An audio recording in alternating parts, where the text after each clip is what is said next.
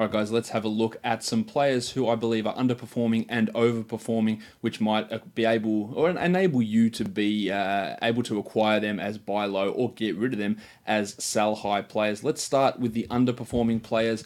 At the start, we're looking at their performances over the last 2 weeks, and the first one I want to talk about is Aaron Gordon, who's the 130th ranked player over that time frame. He's shooting really poorly. Now, he's not a great shooter, but 37% from the field and 64% from the line has really dipped his value. 34 minutes, but only 14 and 7, no defensive numbers. The assists are nice from Gordon, but those efficiency numbers have dropped him 50, 60 spots perhaps in his overall ranking.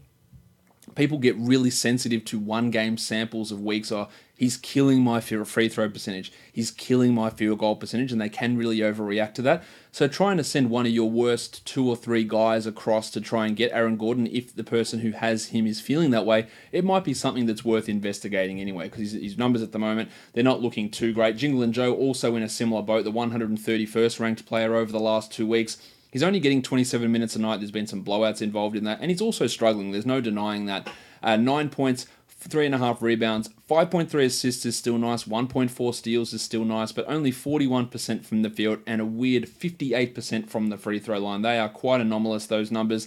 This is a guy who's a 44% three-point shooter most seasons. He's down at 37.5 over the last 2 weeks, and all this is contributing to him playing fewer minutes and the numbers being well down. If he is dropped, I would add him in my league, but I'd also see if the person who has him is frustrated enough to trade him away for someone who is doesn't have that same top 70-ish type value that Ingles can have when everything's fully fit and firing.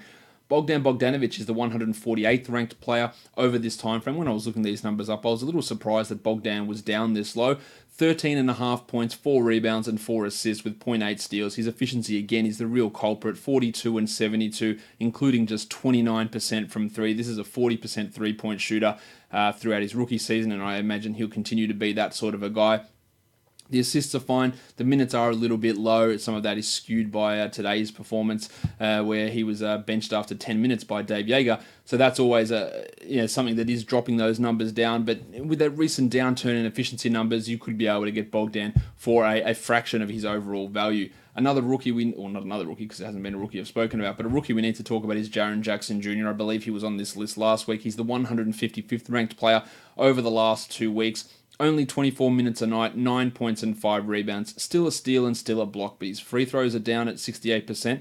His three-pointers are down at 26%. His two-pointers are at only 56%, which translates to 47% overall field goal percentage. It's the minutes, it's the fouls, it's the lack of efficiency at the moment, which will be driving some people crazy. I still believe in Jackson as when he's a 30-minute-a-game guy, he's very easily a top 50, probably even pushing higher than that. The minutes are frustrating with the way that Bickerstaff is using him. The fouls are frustrating as well, but he is someone that you should be looking to try and buy low on if possible.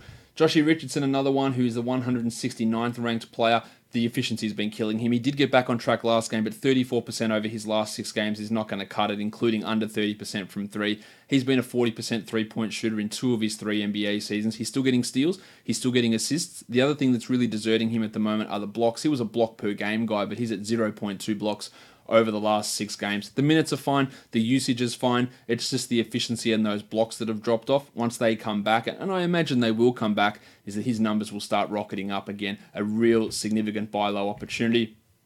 Same with Jeremy Lamb, who finds himself at 175 over the last 2 weeks.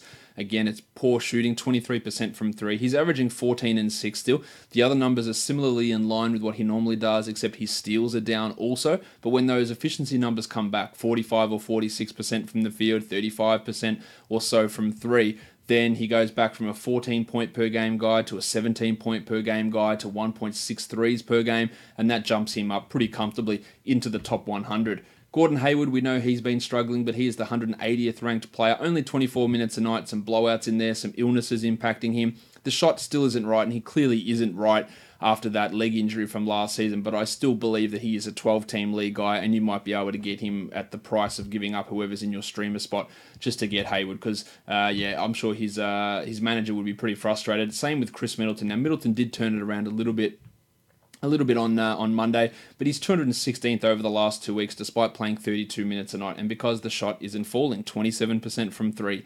32% from the field, averaging 13.5 and 6.5. Now, You might say this is dumb, no one's going to believe this, but I've had multiple people say to me, Josh, was the first 2 months of this season a fluke from Middleton? Is this just who he is now? So there are people out there who do believe that. Now, I clearly don't believe that. So I would be doing everything in my power, throwing my 3 worst players at whoever has Middleton to try and get him, because I think he's a pretty comfortable top 50, if not top 30 sort of a player, who is really dealing with a finger issue at the moment and a drop in form. And the last one to talk about is the table, Montrezl Harrell, who is down at 243, mainly on the back of some really poor free throws, 52% on 4 attempts. But the blocks, which were sky high to start the season, have disappeared. The steal rate has dropped. He's averaging under 5 rebounds and only 11 points, and the minutes down at 24. Now, before he got ejected on Monday, he was playing a lot better, so maybe that's a sign of him turning it around. But he has not been good. He has not been at the level of a 12-team league player over the last 2 weeks. So see how frustrated his manager is and see whether you can acquire him. And this is a guy who doesn't have a track record of being a stable, steady top 100 player. So maybe his manager thinks it was a little bit of a flash in the pan, and I would be seeing if I can acquire him as a buy low guy. On the flip side, when we're talking about guys who are potentially a little bit overrated with their current performances, and you might try and execute a sell high, Kent Bazemore was the 17th ranked player over the last 2 weeks. He's been fantastic, averaging 17, 4, and 6 with 3 steals in 32 minutes. But when the artist formerly known as Taurean Prince returns, I imagine Bazemore's minutes go back to 23, 24 a night. I imagine that insane steal rate and those assist numbers drop pretty significantly as well. And while you're not going to be able to get anywhere near a top 50 person back for Bazemore, if you can get any sort of top 80 guy back, that would be a big win in my opinion.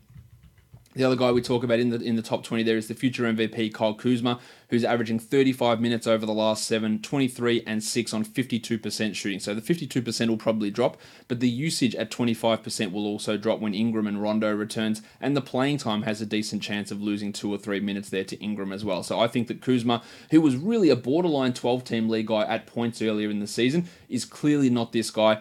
Find whoever a Lakers fan is in your league, find a real Kuzma fan, and try and get top 70 value back. I think that's a doable trade, and it's one I'd be doing pretty quickly. Rudy Gay at number 24, he's rostered in 75% of leagues, so probably taken in most 12-teamers. 16, 6, and 2 in his last 8 games in only 28 minutes, and it's on insane shooting. 59% from the field and 95% from the line, including a whopping 67% from 2-point land. That is not going to be able to stick.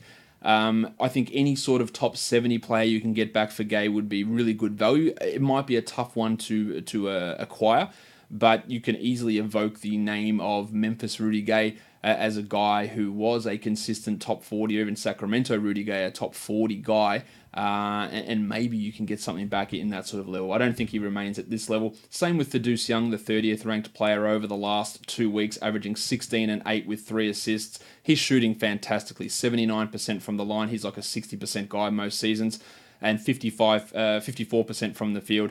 The steals is where his value really is.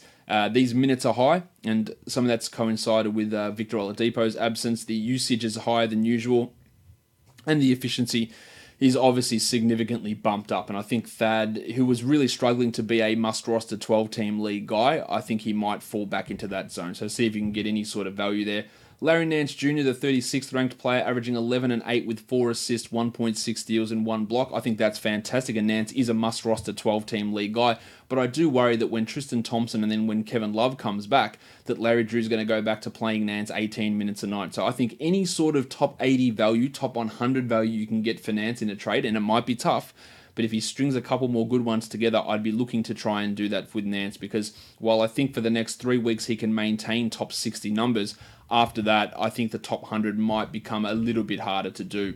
At number 40, the Undertaker, Dewayne Dedmon, is probably a little bit higher than where he needs to be. It's the steals that are sky high, 1.8 steals over those last 5 games. The minutes I'm okay with, the rebounding is fine, 0.6 blocks can probably go up, and I think he's a pretty strong top 100 player. I just don't think he's a top 50 player, let alone a top 40 player. So there might be an ability for you to trade him off and sell him at the peak of his value. Bud Hield, the only Kings player to really do anything on Monday. He's averaging 22 points per game over the last 2 weeks. He's the 49th ranked player. It's coming on really high percentage shooting, 50% from the field and 46% from 3 on 26 usage. So some big numbers there from Hield. It's really coming on. His value is all from the fact he's hitting over 4 threes per game. that will likely drop off along with that efficiency and push Buddy back to the 80 to 90 zone. If anyone wants to buy in as a top 50 guy, I'd be happy to part ways with him there, while Spencer Dinwiddie is the 50th ranked player, really taking advantage of the fact that Karis LeVert is out. But 23 points per game over the last 6, 52% from the field. This is a guy that was under 40% last season. 5 assists. Yeah, 5 assists maybe. 23 points and 52% shooting? No way. So, yeah, Dinwiddie has a lot of fans, and rightfully so. He seems like one of the best blokes in the NBA. Love his shoes. I think it's a great story, and he was misvalued significantly by the Bulls and the Pistons, mainly the Bulls because they're terrible, and that was always a bad move even at the time. But I don't think he's quite this good, and he's definitely not this efficient of a shooter. So you see if you can get some advantage there. While Marcus Morris, another guy who's thriving at the moment, the 56th ranked player, 18 and 6 on 51 and 88% shooting. That efficiency is going to dip for Morris. He's never been that good of a shooter. He's also not likely to get 30 minutes a night every night moving forward, and that 18 points on 21 usage might find it hard once Hayward gets going. So I think any sort of top 100 player back for Marcus Morris would be a decent return if you were looking to trade him away, which I recommend you do. So there's some underperforming and overperforming guys based on the numbers over the last 2 weeks.